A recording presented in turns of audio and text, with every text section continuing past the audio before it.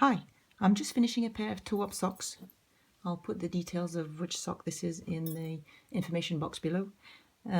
So I'm finishing with the ribbing, and it's important to have a nice stretchy ribbing and a nice stretchy bind off, particularly so that your socks are comfortable and easy to put on and take off.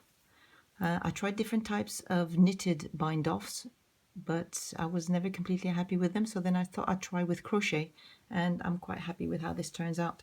It does frill a little bit, as you can see, when it's relaxed, but when you wear it, it lies nice and flat.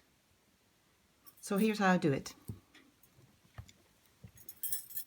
So here's my second sock. And you need a crochet hook of a matching size to your needles. This one is a little bit finer than what I have for my knitting needles, but it's going to work all right, I think. So you want to hold your yarn on the left for crochet. So you take your first stitch,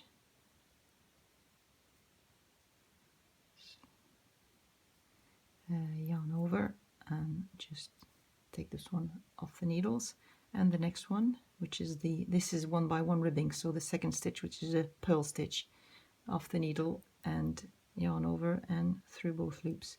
And this is where I make the first picot. I make my picots every 2 stitches, so chain 3, and then I like to go back down, not quite. Normally it's you make the picot back to the first stitch you've made, but I like to go just below, on the loop just below here, and I like to catch both at the base of my chain 3. Yarn over through both loops.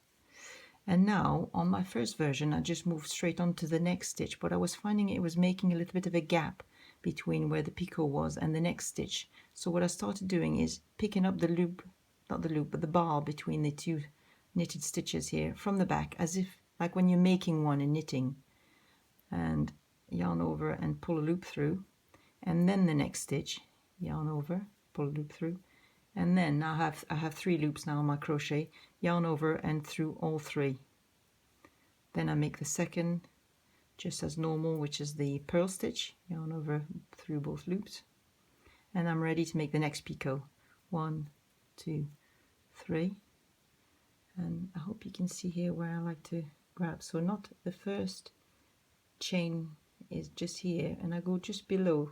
If you can see those, I like to grab those 2, this one at the front and the one just behind or just below, and I find it just holds it nicely. I just like the look and how it holds to make my picot.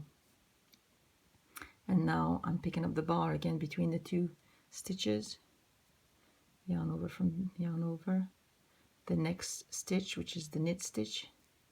I have 3 loops on my hook, yarn over through all 3 loops, and then pick up the next purl stitch, yarn over through 2 loops, and I'm ready to make the next picot again. 1, 2, 3, chain 3, and then join back at the base of my chain 3 through those 2 loops, and then pick up the bar again from behind, yarn over, pull a loop through the next stitch, which is the knit stitch, yarn over, pull loop through, yarn over through 3, and the next one, which is the purl stitch, and ready again to make the next picot. Oop. And what I forgot to say actually is I'm working this from the back side of my sock, because I prefer the look from the back. I'll show you on my finished sock the difference. So I've actually flipped this sock inside out to work from the back as I'm making my crochet edge. So this is actually the back of the work. Hope you can see here what it looks like. And this is the front where I'm working from.